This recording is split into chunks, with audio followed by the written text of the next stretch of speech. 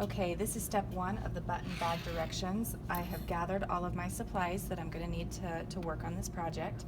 I've got my two rectangles cut 5 inches by 10 inches. Now what I need to do is I need to put 2 pencil markings. Just like the directions show, we want to have 2 pencil markings. This is going to be our opening. It's just kind of as a reminder to show us not to sew in those spots.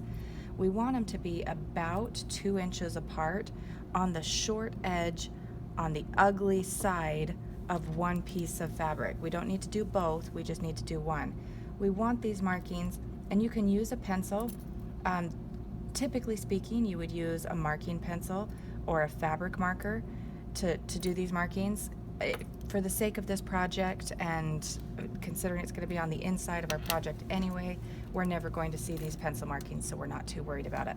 Another way of doing this, if I was concerned about using a pencil or a pen on my project, is I could just put 2 pins in those spots and remember that those are my start and stop pins.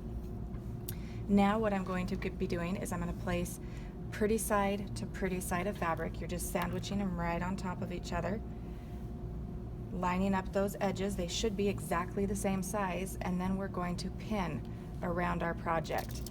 You want to, generally speaking, get your pins through all layers of the fabric. So we're taking the pin down through all the layers and back up to the top.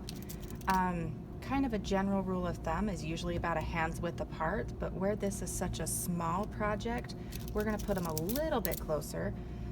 We don't need pin overkill, but we do need to make sure that we get enough pins in there to hold our project together so it doesn't move on us while we're stitching.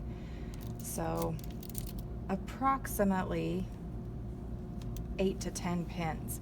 Now these were my 2 start and stop points, and now that I've got it pinned, pretty sides are together, my ugly sides are showing, I am ready for step 2 and to stitch.